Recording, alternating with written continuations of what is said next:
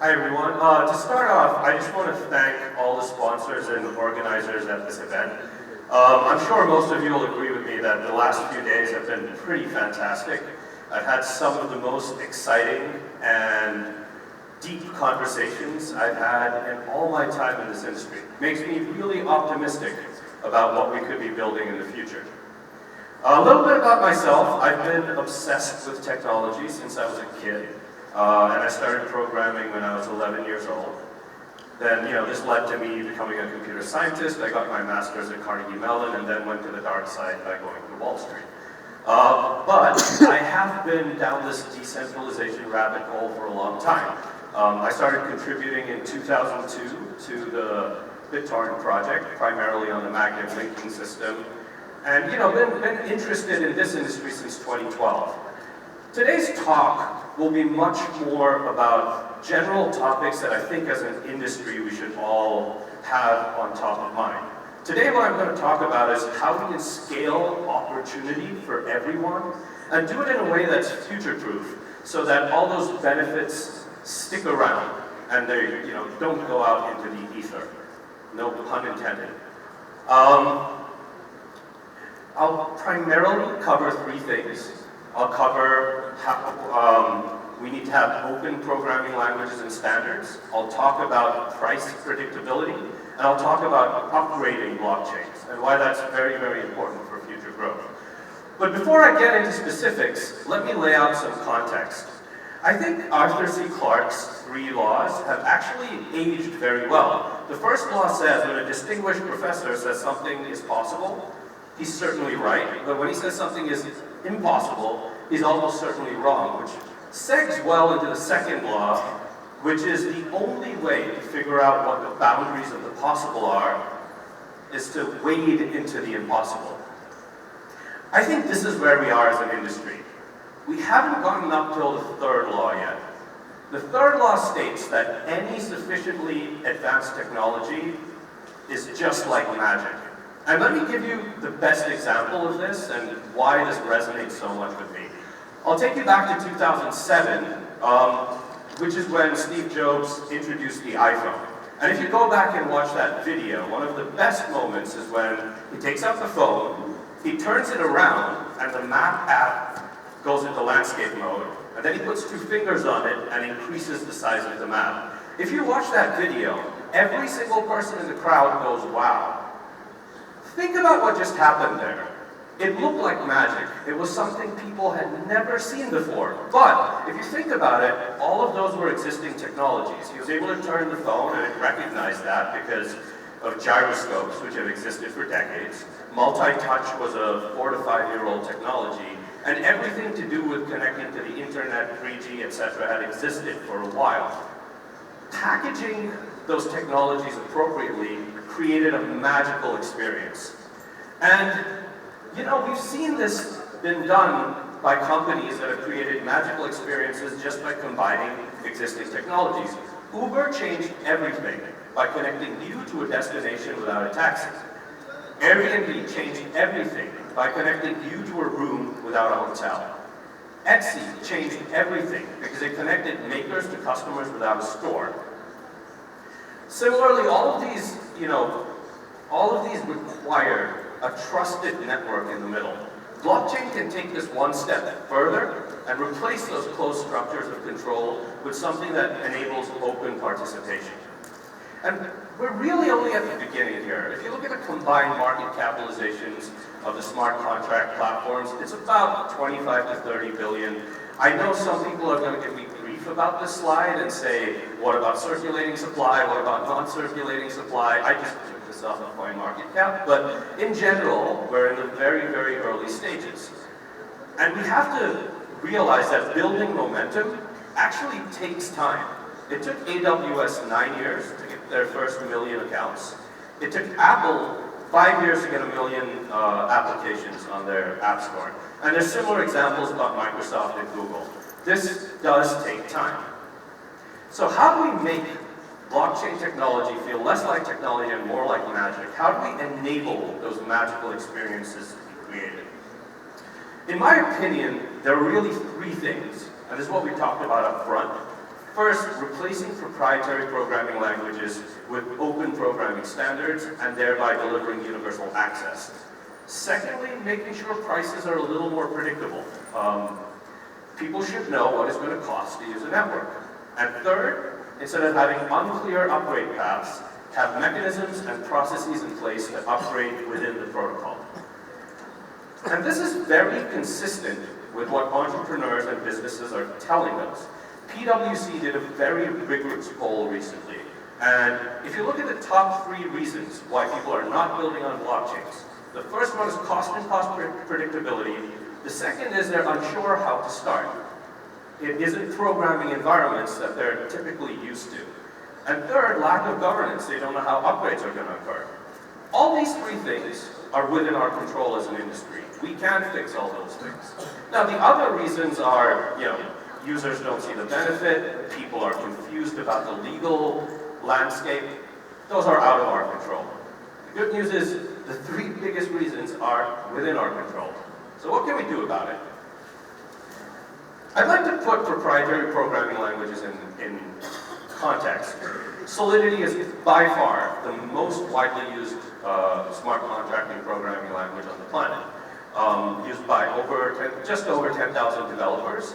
But if you compare that to developers overall, there are 26 million developers worldwide. So as a percentage, it's a little smaller. Now, it's been an excellent breakthrough. It's the reason we're all here. But developers worldwide have sort of voted. If you look at Stack Overflow, they do this annually. They poll about 90,000 developers. Rust has the highest approval rating of any programming language out there. Closely followed by Python and TypeScript. I'm glad to see actually a lot of platforms are moving towards these open programming standards, because I really believe that systems that talk to everyone enable much more participation and opportunity. Think about WebAssembly as one example. You can program in Rust, you can program in Python, any language you want.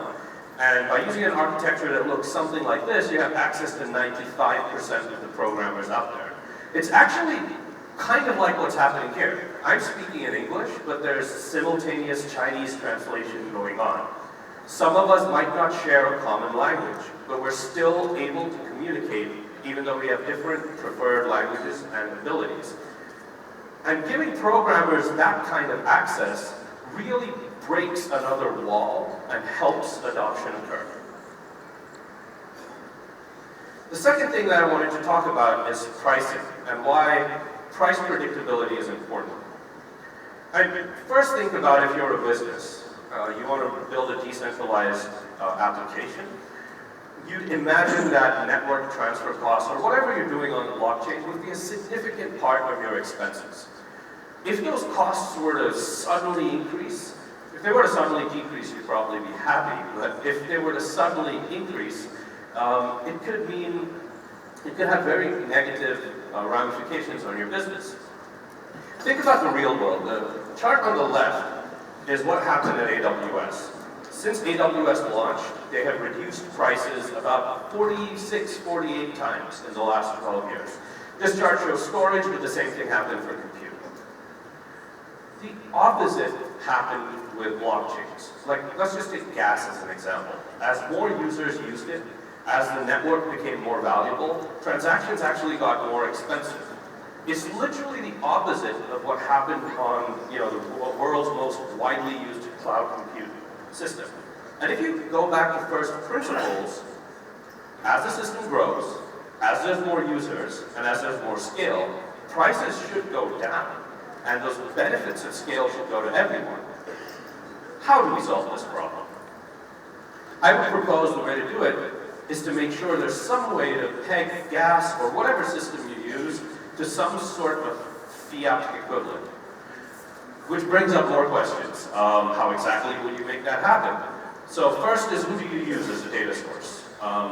Luckily, there's a lot of groundbreaking work happening in decentralized oracles. Teams like Chainlink are really pushing this forward. I think that could act as an ideal data feed. And then the second question is, what do we peg this to? Do we peg it to the US dollar? China is a dominant economy. Should we peg it to renminbi? Maybe the answer is you peg it to something like a special drawing right, which really is a basket of currencies that's been used for quite a while. There's tens of billions of dollars in special drawing rights out there, and a very, very accurate peg. But I agree this actually poses more questions than answers, but this is extremely important. If a business can now predict how much it's going to cost them to deploy on a network, we've now broken another wall and made adoption easier. The third thing I want to talk about is upgrades. All of you have probably used all three software platforms that I've put up here at some point in your lives. If you just think about Salesforce, Microsoft, and Linux, and I'm talking about full kernel type upgrades, they've all done 15 to 32 since launch. Now, if you add minor feature adds and other types of upgrades, it numbers in the thousands for each one of these. The lesson here is all these widely used platforms are inherently upgradable and have really thought through how upgrades should happen. So what enables upgradability? What did the platforms that survived and kept upgrading themselves do that others didn't do? We looked at this in a lot of detail, and it really comes down to three things at a high level. The first thing is abstraction. I'll try and explain this, and I'm going to vastly oversimplify it. Abstraction means one layer doesn't care about what happens in another layer. So I'll give you an example, like the internet. There's the network, and there's the application. Your application is, say, Google Maps, and then there's the underlying network. Google Maps doesn't really need to know what the network's doing. It just needs to know how to talk to the network. And the network doesn't really need to know what Google Maps is doing. It just needs to make sure Google Maps talks to it appropriately so it can send the right data. That's an abstracted system, like the OSI model. And as a result, these lend themselves well to upgrades. In the blockchain space, there's a bunch of consensus protocols. CBC Casper, as a family of consensus protocols, is also highly abstracted and highly genericized. As a result, it can easily be upgraded over time, as we learn more. And also, it's inherently shardable, which is a nice added feature.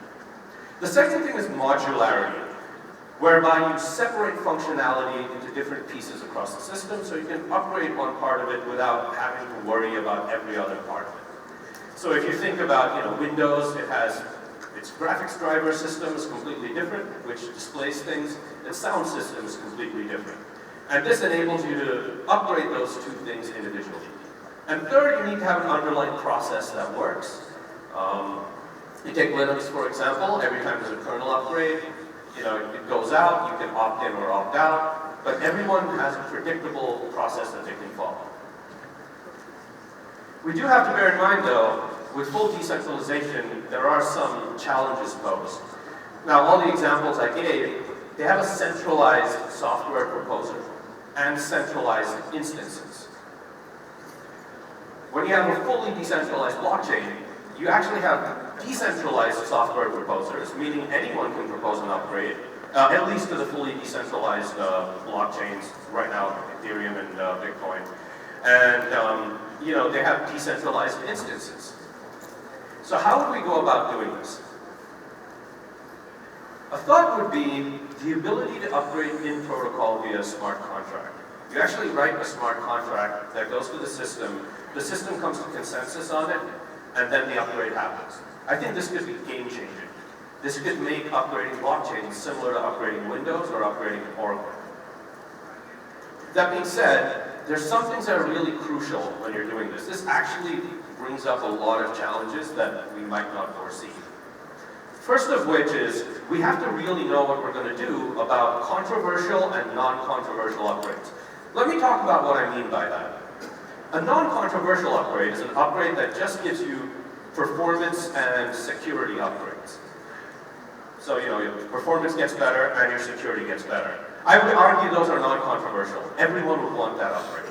A controversial upgrade is, say, one that halves the mining fee, or an upgrade that changes how decentralized the network is. That would be a pretty controversial upgrade. So what level of modularity do we need to our upgrades? Can we allow people to combine upgrades where they say, hey, I'm proposing this excellent upgrade that 4x's performance, but you only get it if the mining fee is cut in half. It's a tricky problem. There's no perfect answer. These are governance issues that we're going to have to think about deeply as an industry. But I do think when we figure this out, it's game-changing. And what this enables is that blockchain apps can now upgrade themselves and evolve alongside business, which I think is magical. Before I end, first I'd like to thank you for your time. I'd just like to remind you overall what we talked about today. One is having open languages and standards really invites all the developers in. And as an industry, it's something we should think about a lot. Second, having stable fees helps people in businesses. And 3, having great upgrade mechanics will enable people to have much more faith in these underlying systems. These are things that keep us up at night every day at Casper Labs. And I talked about some ideas of how we're approaching this, and these are problems that we really, really intend to solve. I didn't talk about our project specifically for a while, but I wanted to keep the talk more generic. But please feel free to reach out to us. If you guys take your phones out, you can add us on WeChat via that QR code. We'd love to hear from you. We'd love to get your feedback, both praise and constructive feedback. Tell us what we're doing wrong as well, please. But in general, I look forward to talking more. Let's all start building. Thank you.